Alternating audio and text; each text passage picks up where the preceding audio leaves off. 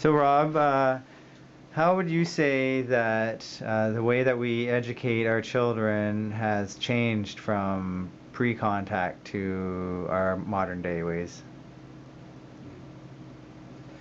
Well, I think the biggest difference that I've heard, I guess, listening to my parents, is that a lot of our children were educated by family, it was by their uncles, their aunties, and the grandparents, and compared to now that many of our children aren't educated by their family now, where they go to a school system,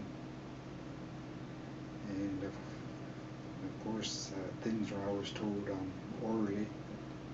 Nothing was ever written down, so many of the teachings were told through storytelling. The landmarks that we have around the different area around the valley here, there's stories behind all the different places that we go, whether it's of an island or a rock or a piece of land, and the land that it's named. The name of a land tells the story in itself about all of the land. And so a lot of those things are, that I see, that's one of the biggest differences. And I remember a number of years ago, an elder took us up to Mount Zuhalem, and we just sat down. This is our school, and I always remember that. And that's how our people taught our kids, is through nature, through the animals, the gathering, harvesting of food, and everything was taught outside. And so I guess there's that big contrast where kids are taught outside in nature, in comparison going into a classroom setting where there's four walls and you're staying inside all day. So that in itself is a big transition. And so I always believe that gotta take kids outside and teach. Can't always just keep them indoors all the time and expect them to listen all day and be indoors.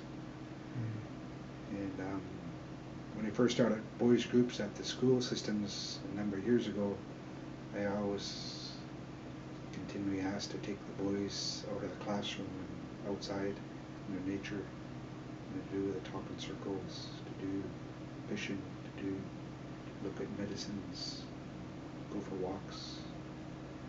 And you learn a lot just from walking and talking to the kids. All the different things come up. So I still believe that's one way that's been the big change in our education system. The kids is teaching the kids through nature. And one of the,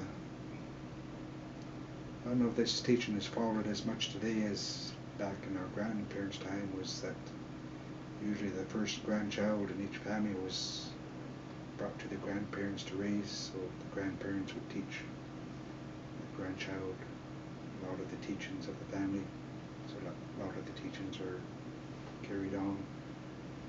So that was another important way that our elders taught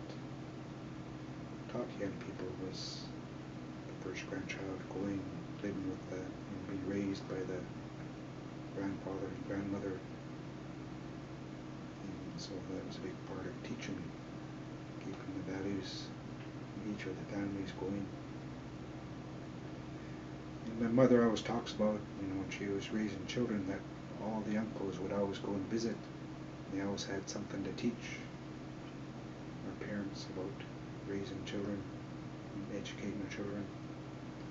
And whenever the aunties came up, each one of them had something to teach. And so it really was a family raising a child. And I think a big part of that is not being followed as much, where the children are either being raised by just the two parents, or a lot of times a child is being raised by the school teachers. Sometimes after school, kids go to daycare because of two parents being working now, because of the cost of living in our country now. parents need that money to, just to pay for things like rent and food, and